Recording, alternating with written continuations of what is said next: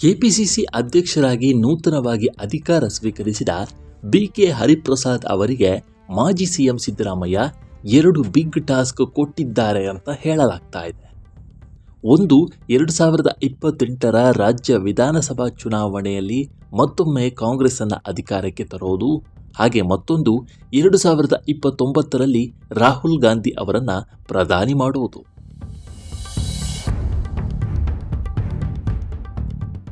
ಹೌದು, ಬೆಂಗಳೂರಿನಲ್ಲಿ ಅರಮನೆ ಮೈದಾನದಲ್ಲಿ ಭಾನುವಾರ ಬಿಕೆ ಹರಿಪ್ರಸಾದ್ ಪದಗ್ರಹಣ ಸಮಾರಂಭ ನಡೆಯಿತು. ಈ ವೇಳೆ ಪಕ್ಷದ ಬಾವುಟವನ್ನು ಮಾಜಿ ಸಿಎಂ ನೂತನ ಅಧ್ಯಕ್ಷರಿಗೆ ಹಸ್ತಾಂತರಿಸಿದರು. ಬಳಿಕ ಮಾತನಾಡಿದ ಅವರು, ಇಲ್ಲಿಯವರೆಗೆ ಅಧ್ಯಕ್ಷರಾಗಿ ಕೆಲಸ ಮಾಡಿದ ಡಿಕೆ ಶಿವಕುಮಾರ್ ಅವರಿಗೆ ಧನ್ಯವಾದ ತಿಳಿಸುತ್ತೇನೆ ಎಂದಿದ್ದಾರೆ.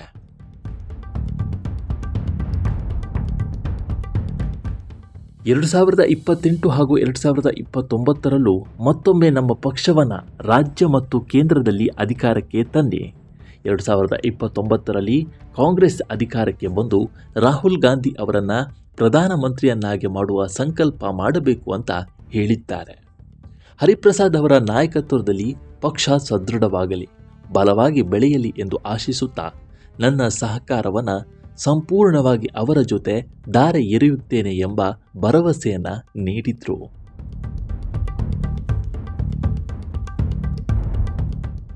ನಾನು ಈ ರಾಜ್ಯದ ವಿರೋಧ ಪಕ್ಷದ ನಾಯಕನಾಗಿ ಮತ್ತು ರಾಜ್ಯದ ಮುಖ್ಯಮಂತ್ರಿಯಾಗಿ ಹಾಗೂ ಡಿಕೆ ಶಿವಕುಮಾರ್ ಅವರು ಈ ರಾಜ್ಯದ ಉಪಮುಖ್ಯಮಂತ್ರಿ ಮತ್ತು ಕೆಪಿಸಿಸಿ ಅಧ್ಯಕ್ಷರಾಗಿ ಈ ರಾಜ್ಯವನ್ನು ಅಭಿವೃದ್ಧಿ ಪಥದಲ್ಲಿ ಮುನ್ನಡೆಸಿದ್ದೇವೆ. ಪ್ರಣಾಳಿಕೆಯಲ್ಲಿ ಕೊಟ್ಟಿರುವಂತಹ ಭರವಸೆಗಳನ್ನು ಈಡೇರಿಸುವಂತಹ ಪ್ರಾಮಾಣಿಕ ಕೆಲಸ ಮಾಡಿದ್ದೇವೆ.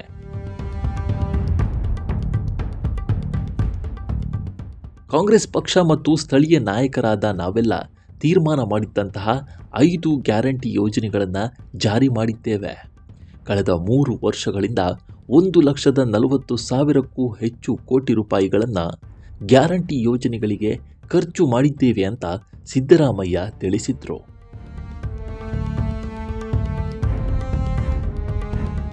ನನ್ನ ಪ್ರಯತ್ನಗಳಿಗೆ ಡಿಕೆ ಶಿವಕುಮಾರ್ ಅವರು ಕೂಡ ಕೆಪಿಸಿಸಿ ಅಧ್ಯಕ್ಷರಾಗಿ ಹೆಗಲಿಗೆ ಹೆಗಲು ಕೊಟ್ಟು ದುಡಿದಿದ್ದಾರೆ. ನಾವು ಅನೇಕ ಹೋರಾಟಗಳನ್ನು ಮಾಡಿ ಪಕ್ಷ ಸಂಘಟನೆ ಮಾಡಿ 2023ರಲ್ಲಿ ಶಿವಕುಮಾರ್ ಅವರು ಅಧ್ಯಕ್ಷರಾಗಿ ನಾನು ವಿರೋಧ ಪಕ್ಷದ ನಾಯಕನಾಗಿ 136 ಸ್ಥಾನವನ್ನು ಗೆದ್ದಿದ್ದೆವು ಅಂತ ಸಿದ್ದರಾಮಯ್ಯ ಹೇಳಿದ್ದಾರೆ.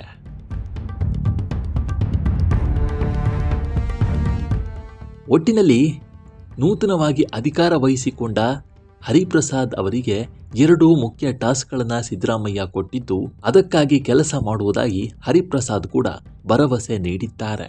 ಈ ಬಗ್ಗೆ ನಿಮ್ಮ ಅಭಿಪ್ರಾಯ ಏನು ಅನ್ನೋದನ್ನು ಕಾಮೆಂಟ್ ಮೂಲಕ ತಿಳಿಸಿ. ನಮಸ್ಕಾರ.